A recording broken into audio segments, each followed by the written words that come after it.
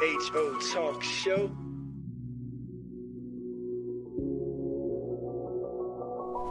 You're listening to In My Humble Opinion, only on 101.3 Jams. Yeah, buddy. We are yet at the end of another show, the bottom of a show. And I think it's been a good one. What say ye? Oh, yeah. Mm-hmm.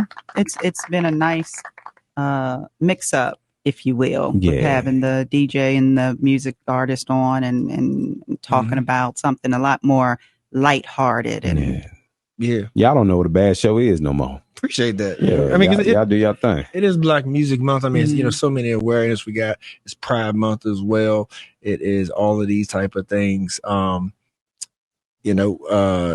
is the month of Juneteenth. Mm-hmm. Father's Day. Happy early Father's Day to you and all the fathers out there. Happy early Father's Day to both of you and all of the fathers or those serving as fathers who are listening right now. Yeah, so fathers, those of you that got holes in your drawers, you're going to get some new ones. Hopefully.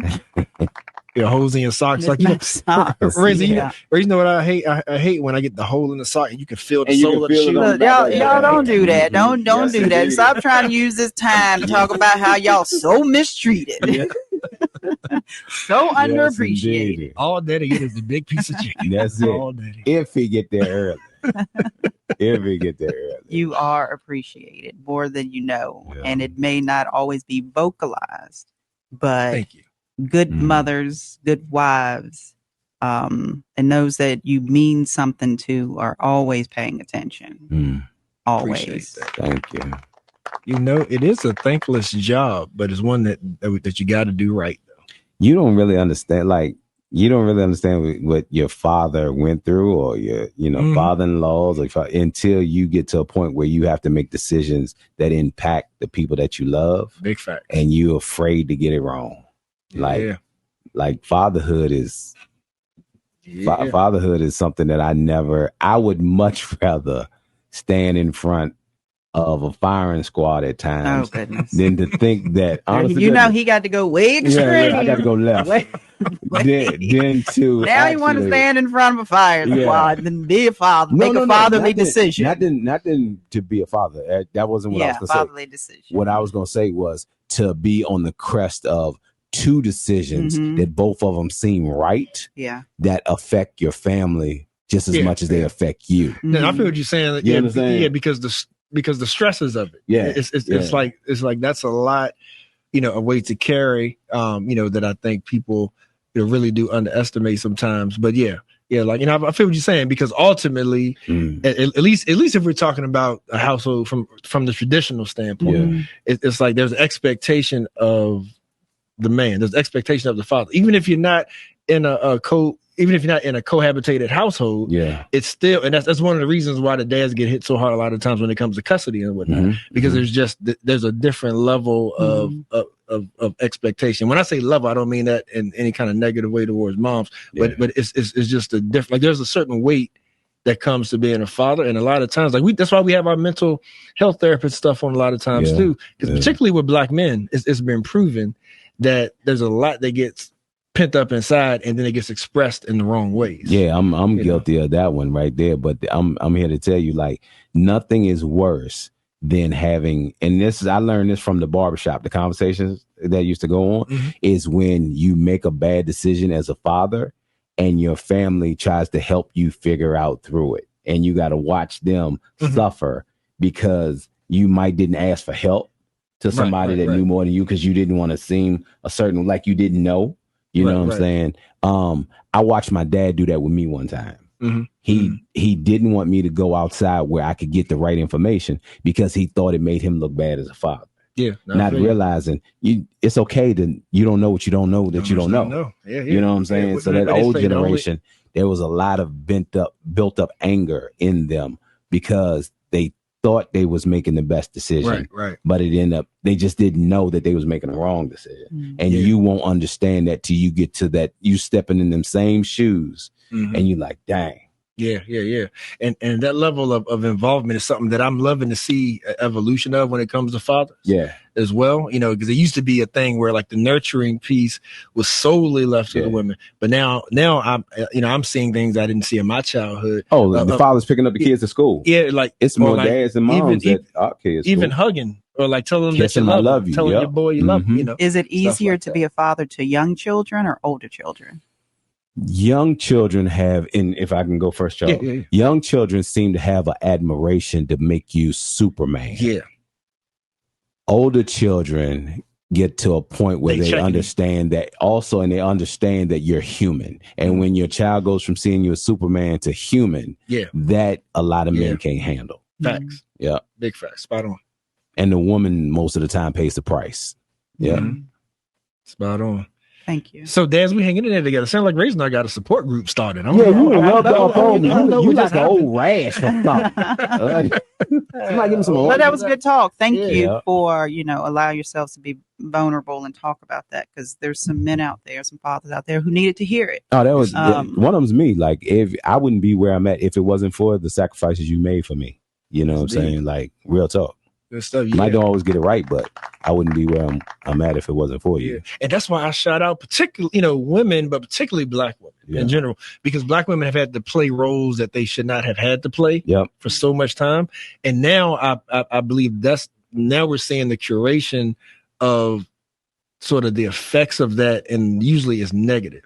Like the fact that you have more women than ever saying how they don't need a man, or how now they like take pride in treating men the way that the men have been treating them. Yeah. You follow what I'm saying? Yeah. And so I think that's all a curation of, of the fact that things have been just so out of order for too long. Can I offend some people? Can I didn't already just did, I'm sure somebody already is. Yeah, you did offend them. Are we really just saying, we really saying that, or are you interpreting our actions? Can I offend some people? Go ahead. We're almost out of time. We supposed to talk about something else. I forgot. Yeah, we were supposed to talk about something. I'm gonna table it. I ain't gonna say nothing. I think they get the point. Yeah. But like I said in the beginning of the show, we have intern Nino in the building with us. Let me give a hand clap. And Nino. And so like she actually brought up something like that was brought up about the young folks when we were talking about the commutes and the pardons of the sentences. What's something prevalent about that to the younger generation that we may have missed? Yeah, so I just wanted to get your humble opinion on, we were talking about Trump and his pardons. Regarding NBA YoungBoy, is like a big influential figure, to the youth and the kids nowadays, as far as music goes. And he recently just pardoned him from, possession of a gun, as a felon, and commuted his whole sentence of, having to do, probation and house arrest and drug testing. So he isn't going to have to do any of that. So I kind of wanted to get y'all intake on, you have mentioned, Razor, you have mentioned that, Trump essentially maybe just checking off a box and things like that.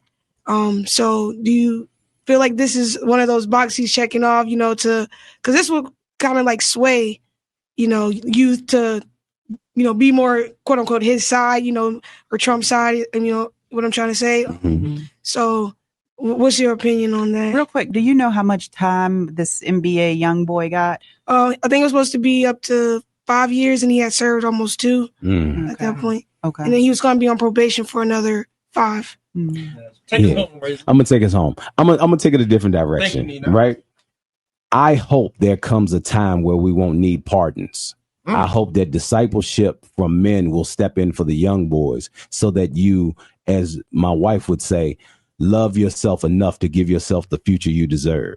Right. So when it comes to having admiration for somebody who got off of charges, have that same admiration for somebody who decided to go to school, who decided not to miss days in high school, who decided to play multi-sports, who decided to help that old lady carry her groceries in when he didn't know her.